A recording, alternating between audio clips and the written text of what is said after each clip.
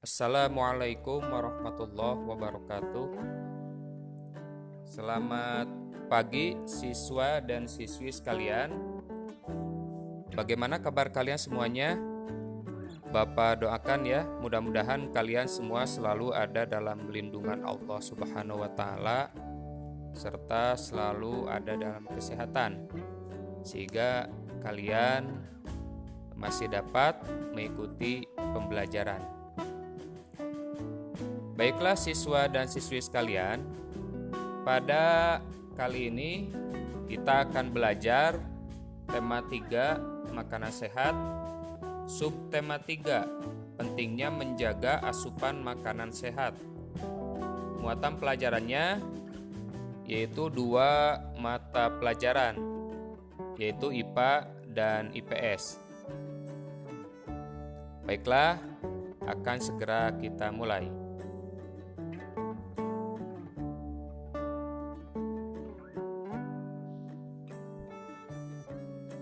Pada muatan IPA ini, kita akan belajar 2 materi. Yang pertama, kita akan belajar tentang bagaimana cara memelihara kesehatan tubuh melalui buah-buahan. Kemudian yang kedua, bagaimana cara kita memelihara kesehatan tubuh melalui air putih. Di dalam tubuh kita terdapat organ-organ penting. Tubuh kita juga memerlukan pemeliharaan kesehatan. Pemeliharaan kesehatan dapat dilakukan dengan makanan-makanan segar dan sehat. Salah satu hal yang dibutuhkan tubuh untuk memelihara kesehatan adalah buah-buahan dan minum air putih dengan kadar yang cukup. Nah, berikut ini cara memelihara kesehatan tubuh melalui buah-buahan. Manusia memerlukan berbagai jenis makanan untuk memenuhi kebutuhan tubuh. Salah satunya adalah buah-buahan. Buah-buahan mempunyai manfaat yang sangat besar bagi kesehatan. Salah satu manfaat buah-buahan adalah dapat menghindarkan kita dari berbagai penyakit. Buah-buahan yang dimakan manusia akan memberikan gizi yang dapat menjaga kesehatan tubuh. Buah-buahan juga dapat memberikan energi dan kebutuhan vitamin pada manusia. Nah, ini adalah beberapa manfaat buah-buahan. Antara lain, yang pertama, sumber antioksidan. Kemudian manfaat buah-buahan yang kedua adalah mencegah penyakit tertentu. Selanjutnya yang ketiga, manfaat buah-buahan adalah obat luar tubuh. Yang keempat adalah sumber air dan gizi. Selanjutnya yang kelima, manfaat buah-buahan itu adalah sumber vitamin. Nah, itulah 5 manfaat dari buah-buahan. Kita lanjutkan.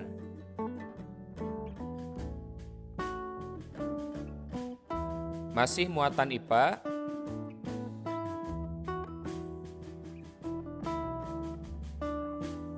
Nah, untuk materi yang selanjutnya, ini masih muatan IPA. Kita akan belajar memelihara kesehatan tubuh melalui air putih. Tubuh manusia memerlukan asupan air putih yang cukup. Karena jika kekurangan air putih, tubuh manusia akan mengalami dampak gangguan tubuh. Dampak gangguan tubuh tersebut antara lain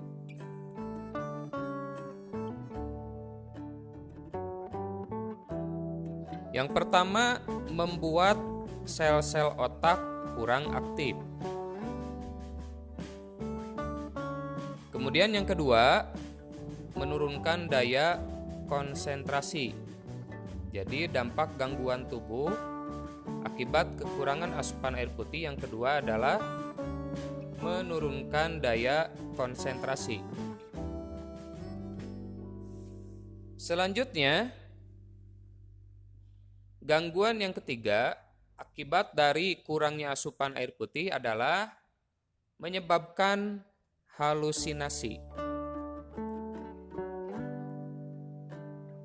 Selanjutnya, yang keempat adalah menyebabkan infeksi kandung kemih. Selanjutnya yang kelima, membuat kulit kusam. Jadi, kalau tubuh kita kurang asupan air putih yang cukup, itu bisa juga membuat kulit kusam.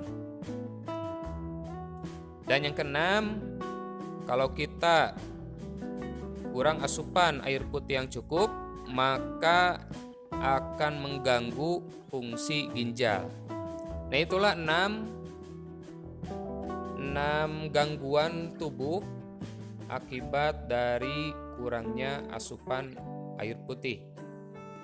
Nah, itulah materi mengenai cara memelihara kesehatan tubuh melalui air putih. Nah, baiklah siswa dan siswi sekalian, jadi untuk muatan IPA sudah selesai kita pelajari. Yang pertama, bagaimana cara kita memelihara kesehatan tubuh melalui buah-buahan. Kemudian materi yang kedua, itu bagaimana cara memelihara kesehatan tubuh melalui air putih. Baiklah siswa dan siswi sekalian, kita lanjutkan kembali.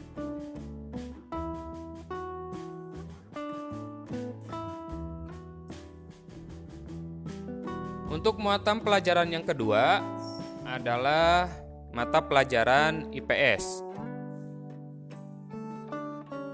Pada muatan IPS ini kita akan belajar 2 materi.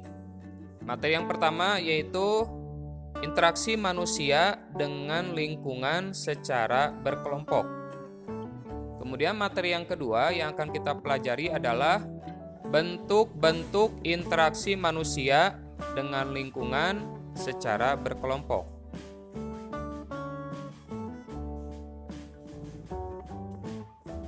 Interaksi manusia dengan lingkungan secara berkelompok.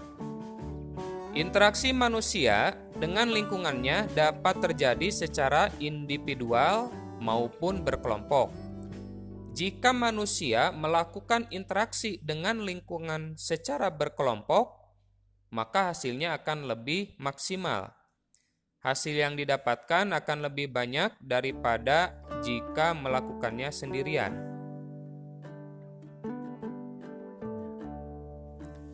Manusia dapat berinteraksi dengan manusia lainnya maupun dengan alam lingkungan sekitarnya. Manusia dapat melakukan interaksi tersebut secara sendirian maupun secara berkelompok. Jika manusia melakukannya secara berkelompok, biasanya menamakan kelompoknya dengan nama-nama dan simbol tertentu. Misalnya, organisasi, perkumpulan, atau paguyuban. Hal ini menunjukkan interaksi manusia secara berkelompok. Dengan adanya kelompok interaksi ini, diharapkan masyarakat dapat memiliki kemampuan untuk mengembangkan potensi, motivasi, dan keadaan dirinya sendiri. Melalui kelompok ini, diharapkan masyarakat memiliki keterampilan merencanakan dan melaksanakan kegiatan pengelolaan secara baik terhadap lingkungannya, berkelanjutan, dan mandiri.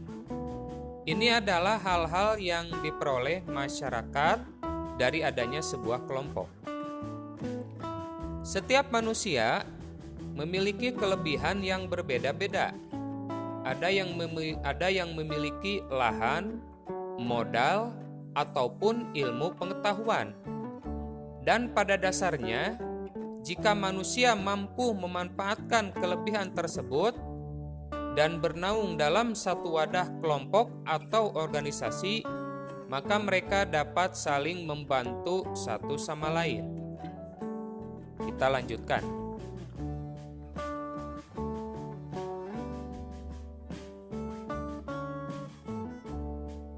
Masih muatan IPS.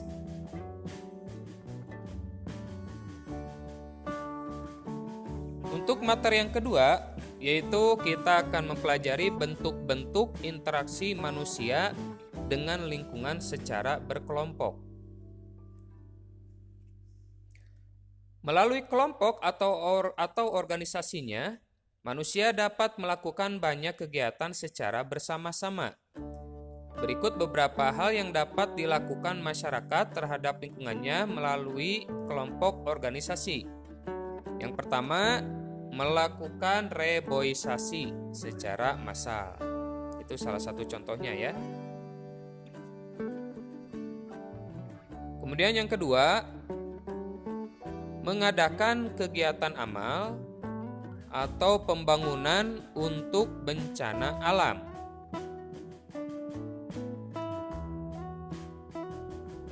Kemudian bentuk interaksi manusia dengan lingkungan secara berkelompok, yaitu yang ketiga, gotong royong membersihkan lingkungan. Nah, ada lagi yang keempat, mengupayakan usaha-usaha perekonomian rakyat. Nah, itu salah satu bentuk-bentuk interaksi manusia dengan lingkungan secara berkelompok juga ya. Ada lagi bentuk-bentuk interaksi manusia dengan lingkungan itu melakukan pembangunan daerah bersama-sama. Nah, baiklah siswa dan siswi sekalian, itulah materi-materi pada muatan IPS mengenai interaksi manusia dengan lingkungan secara berkelompok dan bentuk-bentuk interaksi manusia dengan lingkungan secara berkelompok.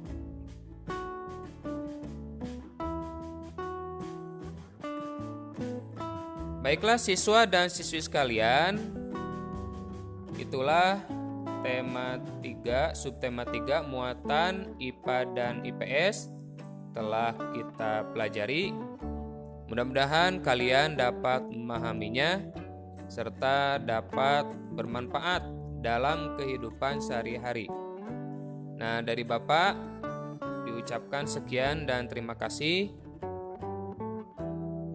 Tidak lupa sebagai motivasi Bapak ucapkan semangat terus dalam belajar ya. Jadi semangat terus dalam belajar.